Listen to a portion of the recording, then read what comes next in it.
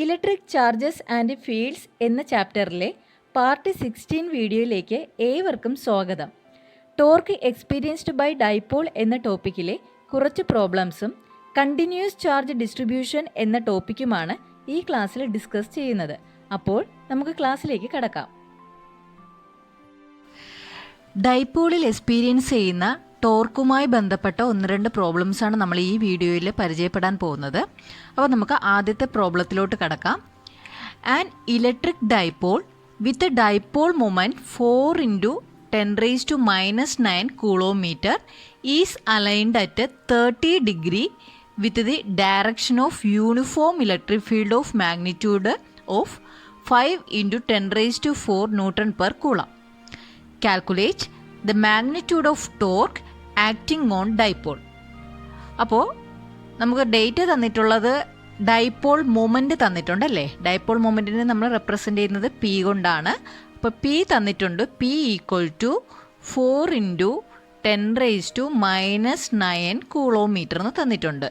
Okay, തീറ്റ തന്നിട്ടുണ്ടല്ലേ. 30 ഡിഗ്രിയാണ് align ചെയ്യുന്നതെന്ന് പറഞ്ഞിട്ടുണ്ട്. അപ്പോൾ തീറ്റ എന്ന് പറയുന്നത് ഇവിടെ 30 ഡിഗ്രിയാണ്. ഓക്കെ, പിന്നെ തന്നിട്ടുള്ളത് ഇലക്ട്രിക് ഫീൽഡിൻ്റെ വാല്യൂ തന്നിട്ടുണ്ട്. ഇലക്ട്രിക് ഫീൽഡിൻ്റെ value E = 5 × 10⁻⁴ Newton per coulomb. ഇത്രയും ഡേറ്റ നമുക്ക് എഴുതി തന്നിട്ടുണ്ട്, ക്വസ്റ്റ്യനിൽ തന്നെ തന്നിട്ടുണ്ട്. അപ്പോൾ നമുക്ക് കാൽക്കുലേറ്റ് ചെയ്യേണ്ടത് ടോർക്കാണ്. നമുക്കറിയാം ടോർക്ക് ടൗ = നമുക്ക് ഇക്വേഷൻ അറിയാം. എന്താണ്? PE sin θ. Okay, PE sin θ. ഇനി എളുപ്പമാണല്ലോ, നമുക്ക് സബ്സ്റ്റിറ്റ്യൂട്ട് ചെയ്താൽ മാത്രം മതി. പിയുടെ വാല്യൂ 4 × 10⁻⁹, ഇയുടെ വാല്യൂ 5 × 10⁴ sin θ. തീറ്റയുടെ വാല്യൂ 30 ഡിഗ്രി, sin 30. ഓക്കെ, ഇനി നമ്മളിതൊന്ന് കാൽക്കുലേറ്റ് ചെയ്തെടുത്താൽ മതി. വേണമെങ്കിൽ നമുക്ക് sin 30യുടെ വാല്യൂ നമുക്കറിയാം. sin 30യുടെ വാല്യൂ 1/2 ആണ്. ഇത് നമ്മൾ കാൽക്കുലേറ്റ് ചെയ്യുമ്പോൾ കിട്ടുന്നത് 10⁻⁻4 ന്യൂട്ടൺ മീറ്റർ ആണ്. ഇത് നിങ്ങൾ കാൽക്കുലേറ്ററിൽ ചെയ്ത് നോക്കുക. ഈ വാല്യൂസ് എല്ലാം ചെയ്യുമ്പോൾ 10⁻⁻4 തന്നെയാണോ കിട്ടുന്നതെന്ന് നിങ്ങൾ ഉറപ്പുവരുത്തുക. അപ്പോൾ നമുക്ക് ടോർക്കിൻ്റെ വാല്യൂ കിട്ടി 10⁻⁴. ഞാൻ യൂണിറ്റ് ന്യൂട്ടൺ മീറ്റർ ആണ് എഴുതിയതല്ലേ. നമുക്കറിയാം ടോർക്ക് എന്തോ ആണ്? ഫോഴ്സ് × പെർപെൻഡിക്കുലർ ഡിസ്റ്റൻസ് ആണല്ലേ. അപ്പോൾ നമുക്കറിയാം ഫോഴ്സിൻ്റെ യൂണിറ്റ് എന്ന് പറയുന്നത് ന്യൂട്ടൺ ആണ്. പെർപെൻഡിക്കുലർ ഡിസ്റ്റൻസിൻ്റെ യൂണിറ്റ് എന്ന് പറയുന്നത് മീറ്റർ ആണ്. അതുകൊണ്ടാണ് ഇവിടെ യൂണിറ്റ് ന്യൂട്ടൺ മീറ്റർ എന്ന് കൊടുത്തത്. ഓക്കെ അല്ലേ? നമുക്ക് അടുത്ത ക്വസ്റ്റ്യൻ നോക്കാം.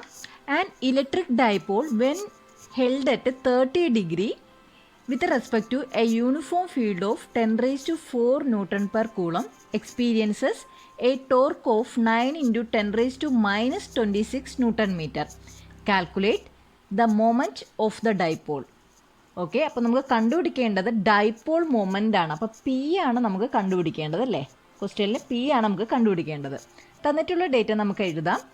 തീറ്റ തന്നിട്ടുണ്ട് 30 ഡിഗ്രി. തീറ്റ = 30 ഡിഗ്രി. അതുപോലെ നമുക്ക് യൂണിഫോം ഇലക്ട്രിക് ഫീൽഡിൻ്റെ വാല്യൂയും തന്നിട്ടുണ്ട്. E = 10⁻⁴ Newton per coulomb. അതിൽ എക്സ്പീരിയൻസ് ചെയ്യുന്ന ടോർക്കിൻ്റെ വാല്യൂയും തന്നിട്ടുണ്ട്. Tau =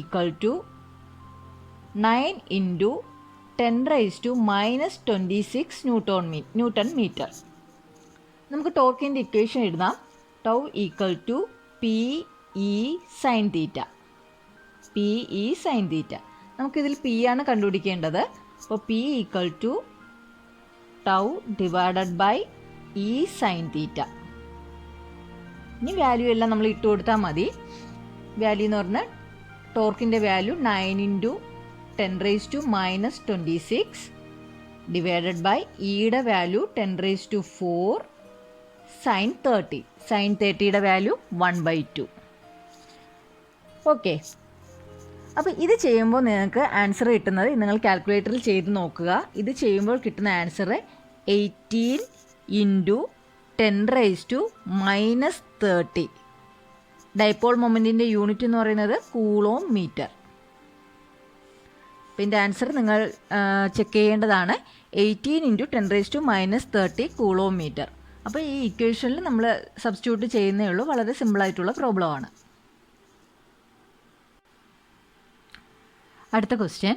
A system has 2 charges QA equal to 2.5 × 10⁻7 coulomb and QB equal to -2.5 × 10⁻7 coulomb located at points A 0, -15 cm and B 0, +15 cm. What are the total charge and electric dipole moment of the system? അപ്പോൾ ഈ ക്വസ്റ്റ്യനിൽ 2 charge ഉണ്ടെന്ന് പറയുന്നുണ്ട്. അതിൽ QA എന്ന് പറയുന്നത് ഒരു positive ചാർജാണ്, അതുപോലെ QB എന്ന് പറയുന്ന ഒരു നെഗറ്റീവ് ചാർജാണ്.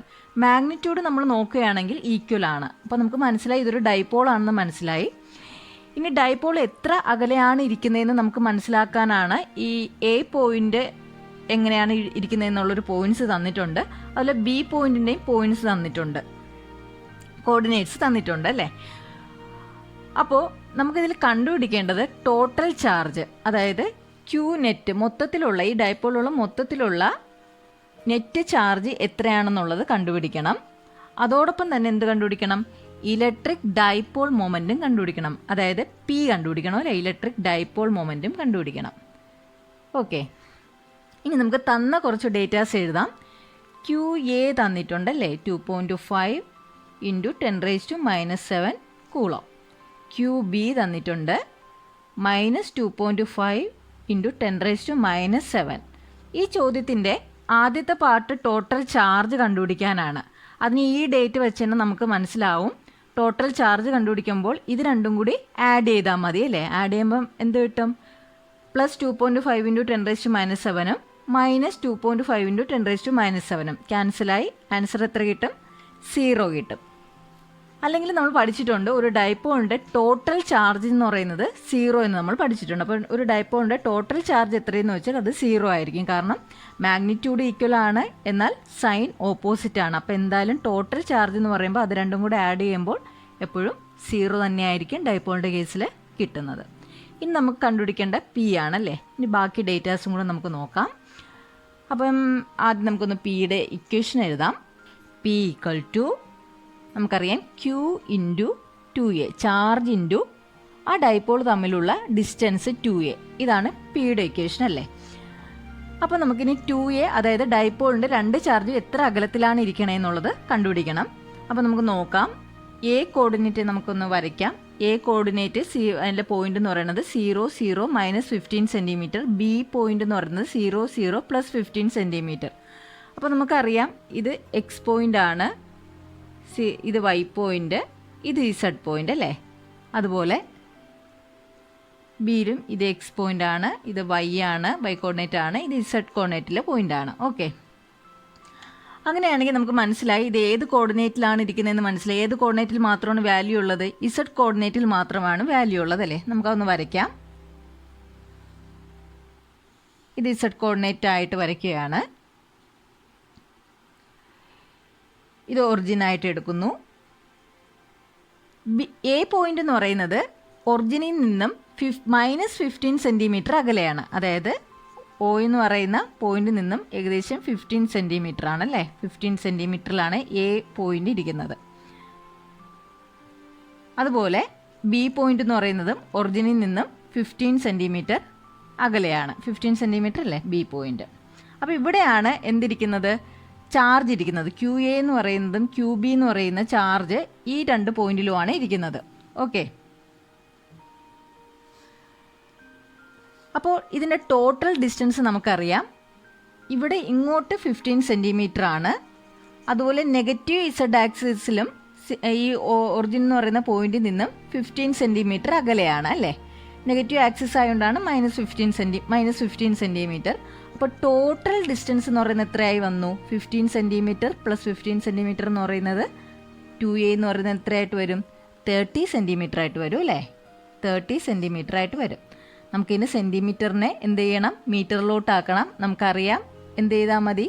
30 × 10⁻2 മീറ്റർ. ഓക്കെ, ഇനി നമുക്കിത് ഇട്ട് കൊടുത്താൽ മതി. Q ക്യൂവിൻ്റെ ചാർജ് എഴുതിയാൽ മതി, മാഗ്നിറ്റ്യൂഡ് എഴുതിയാൽ മതി. 2.5 ഇൻറ്റു 10⁻⁻7. 2a എത്രയാണ്? 30 ഇൻറ്റു 10⁻⁻2. ഇത് ചെയ്യുമ്പോൾ നിങ്ങൾക്ക് കിട്ടും 0.75 ഇൻറ്റു 10⁻⁻7. ഇത് നിങ്ങൾ ചെക്ക് ചെയ്യണം. ഇതിൻ്റെ യൂണിറ്റ് ഡൈപോൾ മൊമെൻറ്റിൻ്റെ യൂണിറ്റാണ്, അതുകൊണ്ട് കൂളോ മീറ്റർ. ഓക്കെ, ഇനി നമ്മൾ പഠിക്കാൻ പോകുന്ന ടോപ്പിക്ക് കണ്ടിന്യൂസ് ചാർജ് ഡിസ്ട്രിബ്യൂഷനാണ്. ഇപ്പം നമ്മൾ ഒരു ബോഡിയിൽ ഒരു ചാർജ് കൊടുക്കുന്ന ചാർജിനെ നമ്മൾ ക്യൂ എന്ന് കരുതാം. അപ്പോൾ ക്യൂ എന്ന് പറയുന്ന ഒരു ചാർജ് ഒരു ബോഡിയിൽ കൊടുക്കുകയാണെങ്കിൽ ഈ ചാർജ് എന്ത് ചെയ്യും? ആ ബോഡി ഒട്ടാകെ ഈക്വലി ഡിസ്ട്രിബ്യൂട്ടഡ് ആവും അല്ലേ? അപ്പോൾ ക്യൂ എന്ന് പറയുന്ന ഒരു ചാർജ് നമ്മളൊരു ബോഡിയിൽ കൊടുക്കുകയാണെങ്കിൽ ഈ ചാർജ് എന്ന് പറയുന്ന ആ ബോഡി മൊത്തത്തിൽ ഈക്വലായിട്ട് ഡിസ്ട്രിബ്യൂട്ടഡ് ആവും അല്ലേ? അത് പല രീതിയിൽ ഡിസ്ട്രിബ്യൂട്ട് ആവാം. അതായത് ആ ബോഡിയുടെ ലെങ്തിൽ, ഒരു ബോഡി ഉണ്ടെങ്കിൽ ആ ബോഡിയുടെ ലെങ്തിൽ ചാർജ് ഡിസ്ട്രിബ്യൂട്ട് ആവാം, അല്ലെങ്കിൽ ഏരിയ, ഒരു ബോഡിയുടെ ഏരിയയിൽ ഡിസ്ട്രിബ്യൂട്ട് ആവാം, അല്ലെങ്കിൽ വോളിയത്തിൽ ഡിസ്ട്രിബ്യൂട്ട് ആവാം. അത് ആ ഒരു ബോഡിയുടെ നേച്ചർ അനുസരിച്ച് ഏത് രീതിയിൽ വേണമെങ്കിലും ഡിസ്ട്രിബ്യൂഷൻ നടക്കാം. ഇപ്പോൾ ഒരു ബോഡിയുടെ നീളത്തിൽ നമ്മൾ ക്യൂ എന്ന് പറയുന്ന ചാർജ് കൊടുത്തു. ഒരു ക്യൂ എന്ന് പറയുന്നൊരു ചാർജ് നമ്മളൊരു ബോഡിയിൽ കൊടുത്തു. ആ ബോഡിയുടെ നീളത്തിലാണ് ആ ചാർജ് ഡിസ്ട്രിബ്യൂട്ട് ആവുകയാണെങ്കിൽ നമുക്കതിനെ പറയാം ലീനിയർ ചാർജ് ഡിസ്ട്രിബ്യൂഷൻ എന്ന് പറയാം. Linear charge distribution. Linear charge distribution എന്ന് പറയാം. ഓക്കെ, അപ്പോൾ ഒരു ബോഡിയുടെ ലെങ്തിലാണ് ഈ ഒരു ചാർജ് മൊത്തവും ഈക്വലായിട്ട് ഡിസ്ട്രിബ്യൂട്ട് ആകുന്നു എങ്കിൽ നമുക്കതിനെന്ത് പറയാം? ലീനിയർ ചാർജ് ഡിസ്ട്രിബ്യൂഷൻ എന്ന് പറയാം. ഓക്കെ, ഇനി നമുക്കിതിൻ്റെ ചാർജ് പെർ യൂണിറ്റ് ലെങ്ത് എന്താണെന്ന് നോക്കാം. Charge per unit length. ഈ ചാർജ് പെർ യൂണിറ്റ് ലെങ്തിനെ നമുക്ക് ലാംഡ കൊണ്ട് സൂചിപ്പിക്കാം. ചാർജ് പെർ യൂണിറ്റ് ലെങ്തിനെ ലാംഡ കൊണ്ട് സൂചിപ്പിക്കാം. അപ്പോൾ എന്താണ് ചാർജ് പെർ യൂണിറ്റ് ലെങ്ത് എന്ന് പറഞ്ഞാൽ, നമ്മളിപ്പോൾ ഒരു ബോഡിക്ക് നമ്മൾ ചാർജ് കൊടുത്തു, അതിൻ്റെ നീളം ഒട്ടാകെ ആ ചാർജ് വ്യാപിച്ചു. അങ്ങനെയാണെങ്കിൽ ഒരു യൂണിറ്റ് ലെങ്തിൽ എത്ര ചാർജ് ഡിസ്ട്രിബ്യൂട്ടായി, എത്ര ചാർജ് ഡിസ്ട്രിബ്യൂട്ട് ആയി എന്ന് നോക്കുന്നതിനെയാണ് നമ്മൾ എന്ത് പറയുന്നത്? Charge per unit length lambda എന്ന് പറയുന്നത്. ഇതിനെ നമുക്ക് ലീനിയർ ചാർജ് ഡെൻസിറ്റി എന്നും പറയാം. എന്താണ്? Linear charge density. അപ്പോൾ ലീനിയർ ചാർജ് ഡെൻസിറ്റി എന്ന് പറയുന്നത് എന്താണ്? ചാർജ് പെർ യൂണിറ്റ് ലെങ്തിനെയാണ് ലീനിയർ ചാർജ് ഡെൻസിറ്റി എന്ന് പറയുന്നത്. അതിന് നമ്മൾ ഏത് സിമ്പിളാണ് കൊടുക്കുന്നത്? ലാംഡ എന്ന് പറയുന്ന സിമ്പിളാണ് കൊടുക്കുന്നത്. ഓക്കെ, അപ്പോൾ അത് കണ്ടുപിടിക്കാനായിട്ട് നമുക്കറിയാം ചാർജ് പെർ യൂണിറ്റ് ലെങ്ത് ആണല്ലേ. അപ്പോൾ ടോട്ടൽ ചാർജിനെ അതിൻ്റെ ലെങ്ത് കൊണ്ട് ഡിവൈഡ് ചെയ്താൽ നമുക്ക് എന്ത് കിട്ടും? ലീനിയർ ചാർജ് ഡെൻസിറ്റി കിട്ടും. ഒരു യൂണിറ്റ് ലെങ്തിൽ എത്ര ചാർജ് ഉണ്ടെന്ന് കണ്ടുപിടിക്കുന്നതാണ് ലീനിയർ ചാർജ് ഡെൻസിറ്റി എന്ന് പറയുന്നത്. അത് നമ്മൾ ലാംഡ എന്ന് പറയുന്ന സിമ്പിൾ കൊണ്ട് ഡിനോട്ട് ചെയ്യുന്നു. അപ്പോൾ lambda equal to Q/L. Total ചാർജിനെ അതിൻ്റെ ലെങ്ത് കൊണ്ട് ഡിവൈഡ് ചെയ്യുമ്പോൾ എന്ത് കിട്ടും? ലീനിയർ ചാർജ് ഡെൻസിറ്റി എന്ന് കിട്ടും. ഇതിൽ നിന്നും നമുക്ക് നമുക്ക് എഴുതാമല്ലോ. അതായത് ഇവിടെ ലാംഡ ഈക്വൽ ടു ആണ് Q/L അല്ലേ? അങ്ങനെയാണെങ്കിൽ നമുക്ക് Q ഈക്വൽ ടു എന്തെന്ന് എഴുതാം? ക്രോസ് മൾട്ടിപ്ലൈ ചെയ്ത് ലാംഡ L എന്ന് എഴുതാം. ഓക്കെ, അപ്പോൾ നമ്മൾ പറഞ്ഞത് ഇത്രയേ ഉള്ളൂ. നമുക്കൊരു ബോഡിയിൽ നമ്മൾ Q എന്ന് പറഞ്ഞൊരു ചാർജ് കൊടുത്തു. അപ്പോൾ അത് പല രീതിയിൽ ചാർജിനെ ഡിസ്ട്രിബ്യൂട്ട് ആക്കാം. ആ ബോഡിയുടെ ലെങ്ത് ഒട്ടാകെയാണ് ചാർജ് ഡിസ്ട്രിബ്യൂട്ട് ആകുന്നതെങ്കിൽ നമ്മൾ അതിനെ എന്ത് വിളിക്കുന്നു? ലീനിയർ ചാർജ് ഡിസ്ട്രിബ്യൂഷൻ എന്ന് പറയുന്നു. ഇതിൽ ചാർജ് പെർ യൂണിറ്റ് ലെങ്തിനെയാണ് നമ്മൾ ലീനിയർ ചാർജ് ഡെൻസിറ്റി ലാംഡ എന്ന് വിളിക്കുന്നത്. അത് കണ്ടുപിടിക്കാൻ നമ്മൾ എന്ത് ചെയ്താൽ മതി? ടോട്ടൽ ചാർജിനെ ടോട്ടൽ ലെങ്ത് കൊണ്ട് ഡിവൈഡ് ചെയ്യുമ്പോൾ നമുക്ക് ഒരു യൂണിറ്റ് ലെങ്തിൽ എത്ര ചാർജ് ഡിസ്ട്രിബ്യൂട്ട് ആയി എന്ന് നമുക്ക് മനസ്സിലാക്കാൻ കഴിയും. അപ്പോൾ lambda equal to Q/L. Lambda എന്ന് പറയുന്നത് എന്താണ്? Linear charge density. അപ്പോൾ ഈ ഇക്വേഷനിൽ നിന്നും നമ്മൾ ചാർജിന് മാത്രമായിട്ട്, ആകെ ചാർജിന് മാത്രമായിട്ട് നമ്മൾ ഇക്വേഷൻ എഴുതി Q = ലാംഡ L. ഇവിടെ Q എന്ന് പറയുന്നത് ചാർജാണ്, ലാംഡ എന്ന് പറയുന്നത് ലീനിയർ ചാർജ് ഡെൻസിറ്റിയാണ്, L എന്ന് പറയുന്നത് ഈ ഒരു ബോഡിയുടെ ലെങ്ത് ആണ്. ഓക്കെ, ഇനി നമ്മൾ പറഞ്ഞു ഏരിയയിലും ചാർജ് ഡിസ്ട്രിബ്യൂട്ട് ആവാം അല്ലേ. ഇപ്പോൾ ഇവിടെ ഒരു പ്ലേറ്റാണ് ഞാൻ എടുക്കുന്നത്. പ്ലേറ്റാണ് എടുക്കുന്നതെങ്കിൽ ഇതിൻ്റെ ഏരിയയിലായിരിക്കും എന്ത് ചെയ്യുന്നത്, ചാർജ് ഡിസ്ട്രിബ്യൂട്ട് ആവുന്നത്. അങ്ങനെ ഒരു ബോഡിയുടെ ഏരിയയിലാണ് ചാർജ് ഡിസ്ട്രിബ്യൂട്ട് ആകുന്നതെങ്കിൽ നമുക്കതിന് എന്ത് പറയാം, സർഫസ് ചാർജ് ഡിസ്ട്രിബ്യൂഷൻ എന്ന് പറയും. സർഫസ് ഏരിയ എന്ന് പറയില്ല, അതുപോലെ surface charge distribution, surface charge distribution എന്ന് പറയാം. അപ്പോൾ ഒരു ബോഡിയുടെ ഏരിയയിലാണ് ചാർജ് ഡിസ്ട്രിബ്യൂട്ട് ആവുന്നതെങ്കിൽ ആ ഒരു വേയെ നമുക്ക് എന്ത് പറയാം, സർഫസ് ചാർജ് ഡിസ്ട്രിബ്യൂഷൻ എന്ന് പറയാം.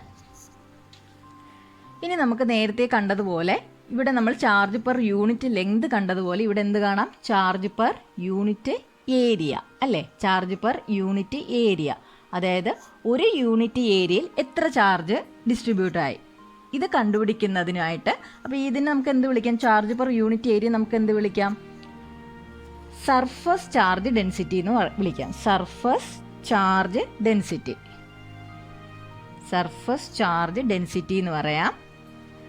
അതിനെ നമുക്ക് സിമ്പൽ സിഗ്മ കൊണ്ട് സൂചിപ്പിക്കാം. സിമ്പൽ ഏതാണ്, സിഗ്മ. അപ്പം ചാർജ് പെർ യൂണിറ്റ് ഏരിയ നമ്മൾ സർഫസ് ചാർജ് ഡെൻസിറ്റി സിഗ്മ എന്ന് വിളിക്കുന്നു. അതായത് ഒരു യൂണിറ്റ് ഏരിയയിൽ എത്ര ചാർജ് ഡിസ്ട്രിബ്യൂട്ടായി എങ്ങനെ കണ്ടുപിടിക്കാം, total charge divided by total area. അപ്പോൾ Q/A. അപ്പോൾ സിഗ്മ = Q/A. ഇതിൽ നിന്ന് നമുക്ക് Q = എന്ത് എഴുതാം, സിഗ്മ × A എന്ന് എഴുതാം. Q = സിഗ്മ × A എന്ന് എഴുതാം. ഇവിടെ Q എന്ന് പറയുന്നത് ചാർജാണ്, നെറ്റ് ചാർജാണ്. സിഗ്മ എന്ന് പറയുന്നത് സർഫസ് ചാർജ് ഡെൻസിറ്റിയാണ്. A എന്ന് പറയുന്നത് ഈ ബോഡിയുടെ ഏരിയയാണ്. അപ്പോൾ ചാർജ് പെർ യൂണിറ്റ് ഏരിയ നമ്മൾ സർഫസ് ചാർജ് ഡെൻസിറ്റി എന്ന് പറയുന്നു, അതാണ് സിഗ്മ. ഇവിടെ ലീനിയർ ചാർജ് ഡെൻസിറ്റി നമ്മൾ ലാംഡ കൊണ്ടാണ് ഡിനോട്ട് ചെയ്യുന്നത്, സർഫസ് ചാർജ് ഡെൻസിറ്റി നമ്മൾ സിഗ്മ കൊണ്ടാണ് ഡിനോട്ട് ചെയ്യുന്നത്. ഇനി ഒരു ബോഡിയുടെ വോളിയത്തിലാണ്, ഫുൾ വോളിയത്തിലാണ് ഒരു ചാർജ് ഡിസ്ട്രിബ്യൂട്ടഡ് ആവുകയാണെങ്കിൽ, ഇതൊരു ബോഡിയാണ്, അതിൻ്റെ വോളിയം ഒട്ടാകെ, വ്യാപ്തം ഒട്ടാകെ ചാർജ് ഡിസ്ട്രിബ്യൂട്ട് ആവുന്നെങ്കിൽ നമുക്കതിനെ പറയാം volume charge distribution. Volume charge distribution എന്ന് പറയാം.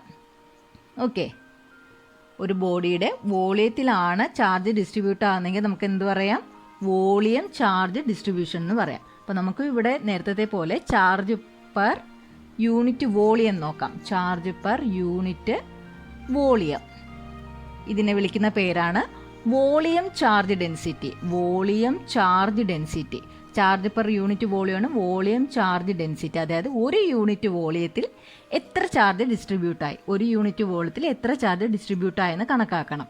ഇതിനെ നമ്മൾ കൊടുക്കുന്ന ലെറ്റർ, വോളിയം ചാർജ് ഡെൻസിറ്റിക്ക് നമ്മൾ റോ എന്നാണ് കൊടുക്കുന്നത്. വോളിയം ചാർജ് ഡെൻസിറ്റി കണ്ടുപിടിക്കാൻ എന്ത് ചെയ്താൽ മതി, total charge divided by volume ആണ്, അതുകൊണ്ട് V കൊടുക്കാം.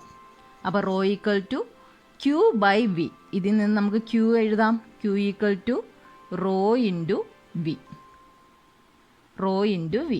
ഓക്കെ, ഇവിടെ Q എന്ന് പറയുന്നത് നെറ്റ് ചാർജ്, റോ എന്ന് പറയുന്നത് എന്താണ്, വോളിയം ചാർജ് ഡെൻസിറ്റി, V എന്ന് പറയുന്നത് വോളിയം. അപ്പോൾ നമ്മൾ ലീനിയർ ചാർജ് ഡെൻസിറ്റിയെ ലാംഡ എന്ന് ഡിനോട്ട് ചെയ്യുന്നു, സർഫസ് ചാർജ് ഡെൻസിറ്റിയെ സിഗ്മ എന്ന് ഡിനോട്ട് ചെയ്യുന്നു, വോളിയം ചാർജ് ഡെൻസിറ്റിയെ റോ എന്ന് ഡിനോട്ട് ചെയ്യുന്നു. നമുക്ക് 3 ഇക്വേഷനും കിട്ടിയിട്ടുണ്ട്. Q = ലാംഡ L എന്ന് പറയുന്ന ഇക്വേഷൻ കിട്ടിയിട്ടുണ്ട്.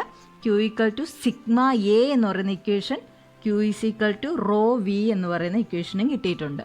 ഓക്കെ, അപ്പോൾ ഈ 3 ഇക്വേഷനും ഇമ്പോർട്ടൻ്റ് ആയിട്ട് പഠിച്ചു വയ്ക്കുക. നമുക്ക് ഗോസ് ലോയുടെയൊക്കെ ആപ്ലിക്കേഷൻ വരുമ്പോൾ ഇതിൻ്റെ ആവശ്യം വരും. ഇതോടുകൂടി പാർട്ട് 16 വീഡിയോ അവസാനിക്കുന്നു. സബ്സ്ക്രൈബ് ചെയ്യാത്ത കൂട്ടുകാർ ഈ ചാനലിൽ സബ്സ്ക്രൈബ് ചെയ്യുമല്ലോ.